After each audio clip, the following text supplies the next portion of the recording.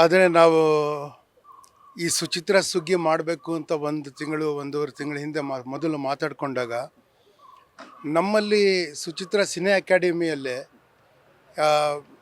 ತಿಂಗಳಿಗೆ ಖರ್ಚಿಗೆ ಸಾಕಾಗೋಷ್ಟು ಅಷ್ಟೇ ಆದಾಯ ಇದಕ್ಕೆ ಇರೋದು. ನಾವು ಸ್ವಲ್ಪ ಕೋರ್ಸಸ್ ನಡೆಸ್ತೀವಿ ಮತ್ತು ಇಲ್ಲಿಯ ಫೆಸಿಲಿಟೀಸ್ ಬಳಕೆ ಮಾಡಿಕೊಂಡ್ರೆ ರಿಯಂಬರ್ಸ್ ಎಕ್ಸ್ಪೆನ್ಸ್ ಅಂತ ಮಾಡ್ತೀವಿ. ನಾವು ಕಮರ್ಷಿಯಲಾಗಿ ಅದನ್ನು ಮಾಡೋದಿಲ್ಲ. ಅದರಿಂದ ನಮಗೆ ಒಂದು ದೊಡ್ಡ ಉತ್ಸವ ಮಾಡೋದಕ್ಕೆ ನಮಗೆ ಕಷ್ಟ ಇತ್ತು. ನಾವು ಈ ದೇವೇಂದ್ರ ಬಡಿಗರ್ ಅವ್ರನ್ನ ಅಪ್ರೋಚ್ ಮಾಡಿ ನಮ್ಮ ಜೊತೆ ಸೇರಿಕೊಂಡು ಒಂದು ಇವೆಂಟನ್ನು ಮಾಡೋದಕ್ಕಾಗತ್ತಾ ಅಂತ ಕೇಳಿದಾಗ ಅವರು ಅವ್ರ ಸುತ್ತ ಒಂದು ಟೀಮು ನಾವು ಒಟ್ಟಿಗೆ ಸೇರಿ ಇದೊಂದು ಯೋಜನೆಯನ್ನು ಮಾಡ್ಕೊಂಡ್ವಿ. ಮೊದಲು 10 ದಿನ ಮಾಡಬೇಕು ಅಂತ ಇಟ್ಕೊಂಡಿದ್ವಿ. ಈಗ ಈ ಪ್ರಾರಂಭಕ್ಕೆ 3 ದಿನ ಮಾಡೋದಕ್ಕಾಯಿತು. ಭಾಳ ಚೆನ್ನಾಗಾಗಿದೆ, ಅದು ನಮಗೆ ಸಂತೋಷ. ವಿಶೇಷವಾಗಿ ಎಷ್ಟೊಂದು ಜನ ಫೋನ್ ಮಾಡಿದ ತಕ್ಷಣ ಬಂದು, ಏನಂದರೆ ನೋಡಿ, ಒಂದೊಂದು ಸ್ಪೀಕರ್ಸ್ದೇ ನೀವು ತೊಗೊಂಡ್ರೆ 6, 18, 20, 24, 25 ಜನ ಸ್ಪೀಕರ್ಸ್ ಬಂದಿದ್ದಾರೆ. ಎಲ್ಲ ಸಾಧಕರು ಬಂದಿದ್ದವರೆಲ್ಲ. ಮತ್ತು ಪ್ರತಿ ಸೆಷನ್ನಿಗೂ ನಮ್ಮ ಈ ಸಭಾಂಗಣದಲ್ಲಿ ಜನ ತುಂಬಿಕೊಂಡಿದ್ದರು. ಮತ್ತು ಚರ್ಚೆ ಭಾಳ ವಿಸ್ತಾರವಾಗಿ ನಡೀತು. 2 ಗಂಟೆ ಕೂತ್ಕೊಂಡು ಮಾತನ್ನ ಕೇಳಿ ಮತ್ತು ಮಾತಾಡೋ ಉತ್ಸಾಹವನ್ನು ಜನ ತೋರಿಸಿದ್ರು.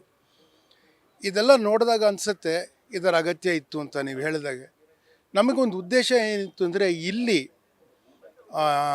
ಈ ಸುಚಿತ್ರ ಈ ಗ್ರೌಂಡ್ ಏನಿದೆ, 1980ರಲ್ಲಿ ಸತ್ಯಜಿತ್ ರೇ ಅವರು ಕೋಲ್ಕತ್ತಾಯಿಂದ ಅವ್ರನ್ನ ಇಲ್ಲಿ ಕರೆಸ್ಕೊಂಡಿದ್ವಿ ನಾವು.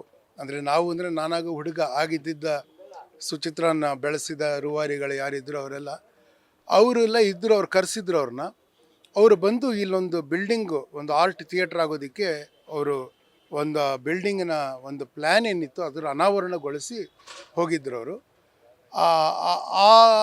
ಅದರ ನೆನಪಾರ್ಥವಾಗಿ, ಅಂದರೆ ಜನವರಿ 8ನೇ ತಾರೀಕು ಅದಾಗಿದ್ದು.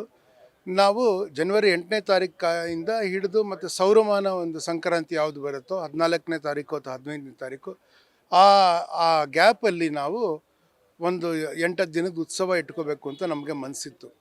ಹಿಂದೆ ನಾವು ಈ ಪ್ರಯತ್ನ ಮಾಡಿದ್ವಿ, ಒಂದು ಆರ್ಟ್ ಫೆಸ್ಟಿವಲ್ ಅನ್ನೋ ಥರದ್ದು ಮಾಡಿದ್ವಿ. ಅದಕ್ಕಾಗಿ ಅದನ್ನು ಬಿಟ್ಟೋಗಿತ್ತು. ಈಗ ತಿರ್ಗಿ ಅದಕ್ಕೆ ಚಾಲನೆ ಕೊಟ್ಟಿದ್ದೀವಿ. ನಮ್ಮ ಉದ್ದೇಶ ಏನಿದೆ ಅಂತ ಹೇಳಿ ನಾನು ಮುಗಿಸ್ತೀನಿ. ಮುಂದಿನ ವರ್ಷಕ್ಕೆ ಈಗ ಇದರೆಲ್ಲ ಯಶಸ್ಸು ಕಂಡು ಇದರಲ್ಲಿ ತೊಡಕುಗಳು ಏನಿತ್ತು ಅನ್ನೋದ್ರಿಂದ ನಾವು ಪಾಠ ಕಲಿತು ನಾವು ಅಂದ್ಕೊಳ್ತೀವಿ, ಒಂದು 8 ದಿನದ, ಒಂದು ವಾರದಿಂದ 8 ದಿನದವರೆಗೂ ನಾವು ಮಾಡೋಕ್ಕಾಗಬೇಕು. ಇದರಲ್ಲಿ ಒಂದು ಅಸ್ಮಿತೆಯನ್ನು ತೋರಿಸುವ, ಅಂದರೆ ಕರ್ನಾಟಕದ ಅಸ್ಮಿತೆ, ಬೆಂಗಳೂರು ಸೇರಿದಂತೆ ವಿಶೇಷವಾಗಿ ನಾವು ಏನು ತೋರಿಸೋದಕ್ಕಾಗತ್ತೆ ಅಂದರೆ, ಅದು ನಮ್ಮ ವಾಸ್ತುಶಿಲ್ಪದಲ್ಲಿರ್ಬೋದು, ನಮ್ಮ ಅಡುಗೆಯ ಪದ್ಧತಿಗಳಿರ್ಬೋದು, ಅಥವಾ ನಮ್ಮ ಉಡುಪು ಇತ್ಯಾದಿ ಇದರಲ್ಲಿರ್ಬೋದು, ನಮ್ಮ ಸಂಗೀತ. ಭಾರತದ ಒಂದೇ ರಾಜ್ಯ ಕರ್ನಾಟಕ ಸಂಗೀತ, ಹಿಂದೂಸ್ತಾನಿ ಶೈಲಿಯ ಸಂಗೀತ ಇರೋದು. ನಮ್ಮ ನಾಟಕದ ಮಾದರಿಗಳು ಎಷ್ಟೊಂದಿದೆ ನಮ್ಮಲ್ಲಿ. ದೊಡ್ಡಾಟ, ಸಣ್ಣಾಟ, ಪಾರಿಜಾತ, ಯಕ್ಷಗಾನ, ತಾಳಮದ್ದಳೆ, ಭೂತ ಕುಣಿತ, ಆಧುನಿಕ ನಾಟಕ, ಎಂಥದ್ದೆಲ್ಲ ಇದೆ ನಮ್ಮದು. ಅದರಲ್ಲಿ ನಾಟಕದ ಕೆಲವು ಪ್ರಕಾರಗಳೆಲ್ಲ ತೋರಿಸೋಕ್ಕಾಗಬೇಕು. ಮತ್ತು ಇವಾಗ ಮಾಡ್ದಂಗೆ ಈ ಮಾಧ್ಯಮದ ತಂತ್ರಜ್ಞಾನಗಳು, ಹೊಸ ಆವಿಷ್ಕಾರಗಳು, AI ಇತ್ಯಾದಿ, ಮತ್ತು ಸಿನಿಮಾ, OTT, ಟೆಲಿವಿಷನ್ನು, ಸಂಗೀತ, ಇದು ಎಲ್ಲ ಕಲೆಗಳು. ಅಂದರೆ ಯಾವುದು ಮನುಷ್ಯನ ಕಥೆಯನ್ನು ಹೇಳೋದಕ್ಕೆ ಆಗುತ್ತೋ, ಉಡುಪಿಂದ ಅಷ್ಟು ಪ್ರಾರಂಭ ಆಗಿ ಅದನ್ನು ಮಾಡೋದಕ್ಕೆ, ಇಲ್ಲಿ ಚರ್ಚೆ ಮಾಡೋದಕ್ಕೆ ನಮಗೆ ಇಂಟ್ರೆಸ್ಟ್ ಇದೆ. ಇದು ಡಿಸೈನು, ಆರ್ಟು, ಸ್ಕಲ್ಪ್ಚರ್ ಎಲ್ಲ ಮಾಡಬೇಕು ಅಂತ ಈ ಸತಿ ಒಂದಷ್ಟು ಸೇರಿಸ್ಕೊಂಡಿದ್ದೀವಿ. ಮುಂದೆ ಮಾಧ್ಯಮದನ್ನು ಸೇರಿಸ್ಕೊಂಡು ಇನ್ನು ಸ್ವಲ್ಪ ದೊಡ್ಡದಾಗಿ ಮಾಡುವ ಆಸೆ ಇದೆ ನಮಗೆ. ನಾವು ಇದರಿಂದ ಕಲ್ತಿದ್ದೀವಿ. ಹೆಚ್ಚಂದರೆ ನನಗೆ ಅನಿಸೋದು, ಇದರಲ್ಲಿ ಎಲ್ಲದಕ್ಕಿಂತ ಮುಖ್ಯ ಜನಕ್ಕೆ ಇದು ಬೇಕಾಗಿದೆ ರೀ.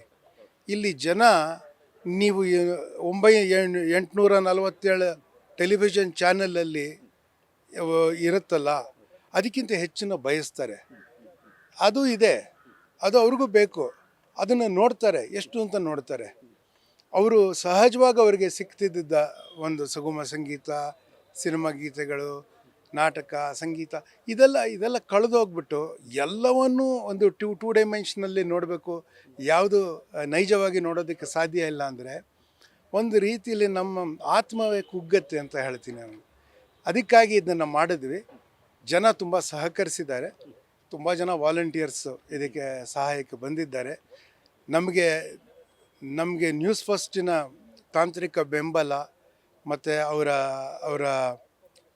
ನಮ್ಮ ಜೊತೆ ನಡ್ಕೊಂಡಿದ್ದ ರೀತಿಯಲ್ಲಿ ಅವರ ವ್ಯವಧಾನ ಮತ್ತು ತಾಳ್ಮೆಯನ್ನು, ಅವರ ತಂತ್ರಗಾರಿಕೆಯನ್ನು, ಅವರ ಪ್ರೊಫೆಷನಲಿಸಮನ್ನು ನಾವು ಮರೆಯೋದಕ್ಕೆ ಸಾಧ್ಯನೇ ಇಲ್ಲ. ನಮಗೆ ತುಂಬ ಸಹಾಯ ಆಗಿದೆ. ಮುಂದಿನ ಸಲನೂ ನಮಗೆ ನ್ಯೂಸ್ ಫಸ್ಟೇ ನಮಗೆ ಇದರ ಜೊತೆ ಸೇರಿ ಮಾಡಬೇಕು ಪಾರ್ಟ್ನರ್ಸ್ ಆಗಿ ಅಂತ ನಾವು ಬಯಸ್ತೀವಿ. ಮತ್ತು ಮುಂದಿನ ವರ್ಷಕ್ಕೆ ಪ್ಲ್ಯಾನಿಂಗು ಇದು ಮುಗಿದಿದ್ದು ಮುಂದಿನ ವಾರದಿಂದನೇ ನಾವು ಪ್ರಾರಂಭ ಮಾಡ್ಕೊಳ್ತೀವಿ.